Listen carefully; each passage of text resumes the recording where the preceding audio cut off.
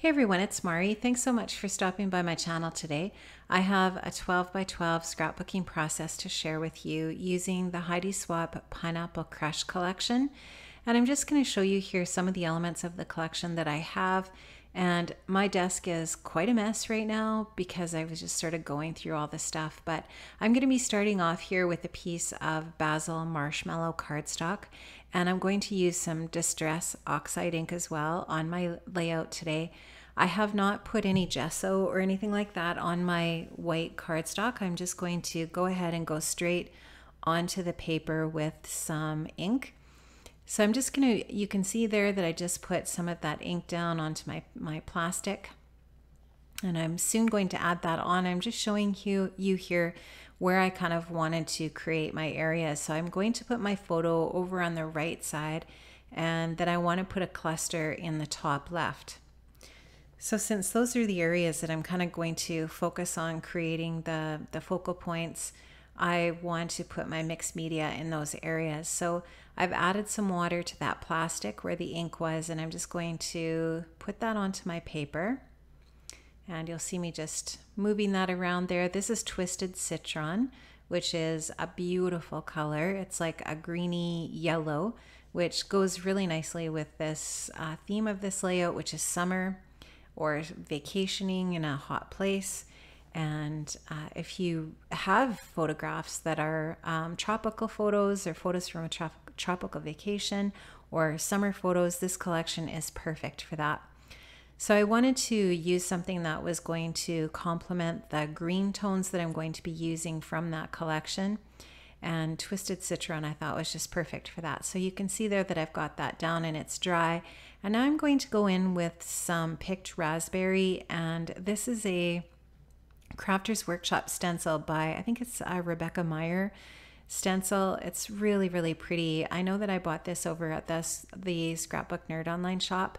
And I just really like how it looks. And I wanted to run the Distress Oxide ink through that with just to create some of that pink in the background. And that pink matches perfectly with the pink that's in this collection.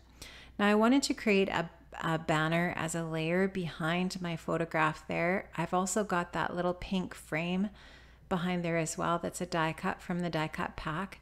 And I really love this palm frond paper. It's so pretty. I love that tone of green. And I'm going to just put a little slit there, you can see with my scissors, in the middle of the bottom, and then cut an angle up towards that just to create that little banner. And that is going to be, like I said, a layer behind my photograph. And now I'm just going to take some of the die cut pieces as well, and I'm going to just work them onto the layers of the photograph also. And what I did was I took a manufacturing strip from one of the papers that is that palm frond paper as well, and I just ran that through my little border punch, that's the little notebook punch. And I'm going to use some of those little strips as layering pieces on the layout here and there. And you can see there that I'm just kind of starting to get things stuck together a little bit. And I'm going to use a little bit of craft foam on the back of that photograph, and just to give it a little bit of dimension. Now I wanted to take my little Stampin' Up! Distressing tool here, and I'm going to rough up the edges of that piece of that banner. And I'm going to take a little die cut piece that says Remember on it and trim that down, and that will eventually be adhered to the top of this photo layer. So you can just see that I'm just developing this area that I want to be the focal point for my photograph on the right side of the layout. I do end up slightly adjusting its placement as I work through the layout here, but you'll see where it ends up in the end.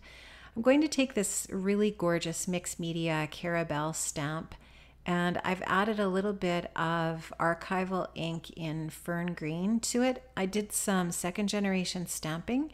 And what that means is you just stamp off onto a piece of extra, paper with the first layer of ink. And then for the next time that you stamp it down, you don't re-ink it in between. You just go ahead to another place, a fresh piece of paper, which is the layout. So you can see it's just a little bit lighter. It's not as dark. And that's kind of what I want, how I wanted it to look. And that's going to kind of create or start to create an area there in that diagonal line between the top and bottom of the layout. Now I'm just going in with my distress tool and I'm going to put some more of that twisted citron in that area where I put that stamp. And because I used archival ink, it's going to dry permanent. Nothing is going to move that ink. It's safe. That's, I think, probably my favorite thing about, or my favorite property about that archival ink. It also stamps really nice and crisp. I'm going to just take that same stencil and I'm going to stencil with some peacock feathers, which is the same tone of blue that's in that Pineapple Crush collection.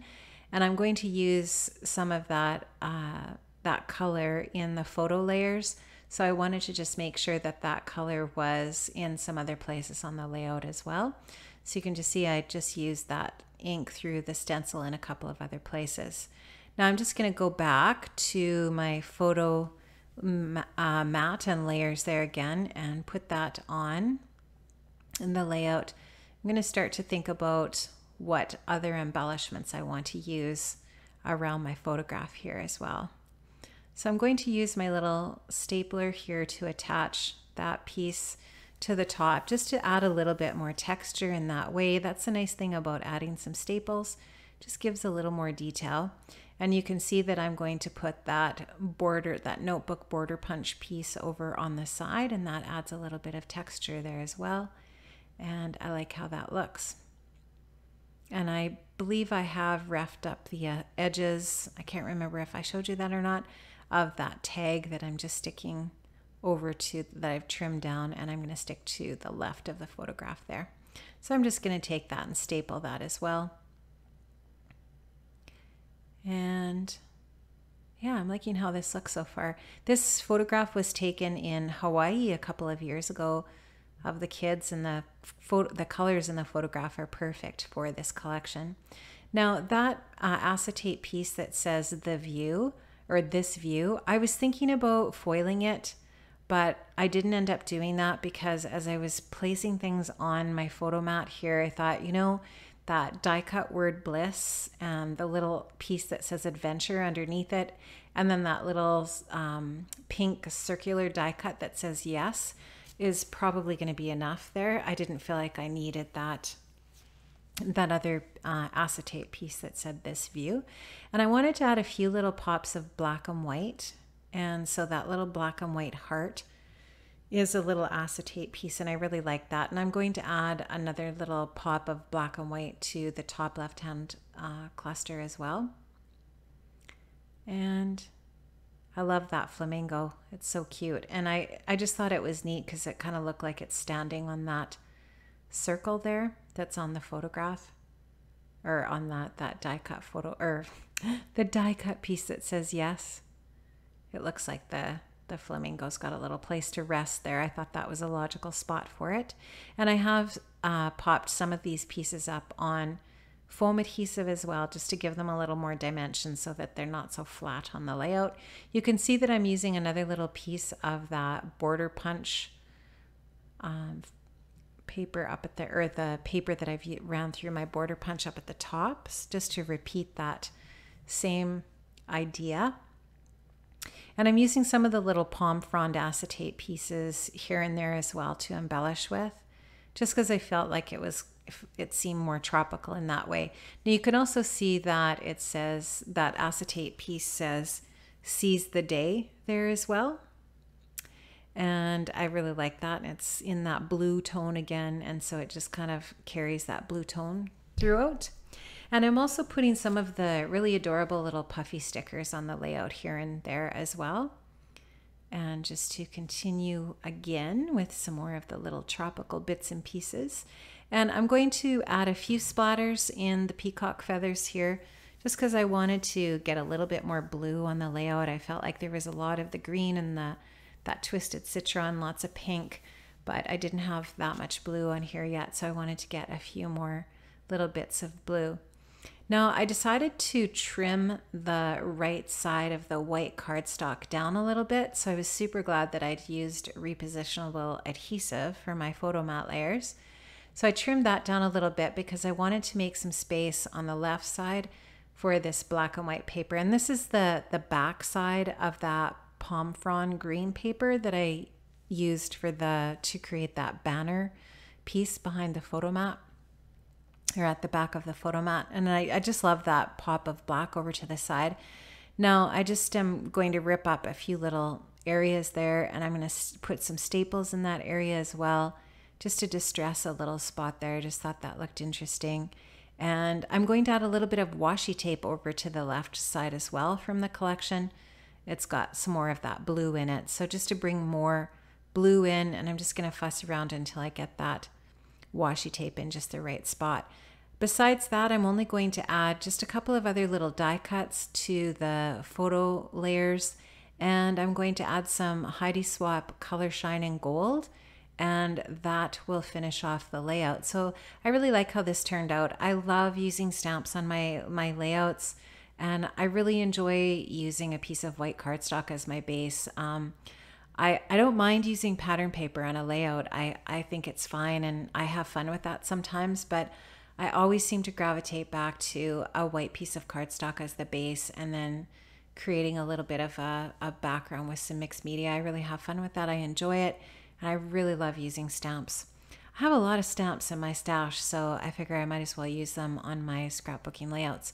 That's it for my layout today, guys. I hope you were inspired, and please be sure to leave me a comment below if you have any questions, or you just want to know some stuff about what I did here today. I'd be more than happy to answer anything you would like to ask about. So thanks again for stopping by, and I'll see you again here on my channel another time. Have an amazing day. Bye-bye.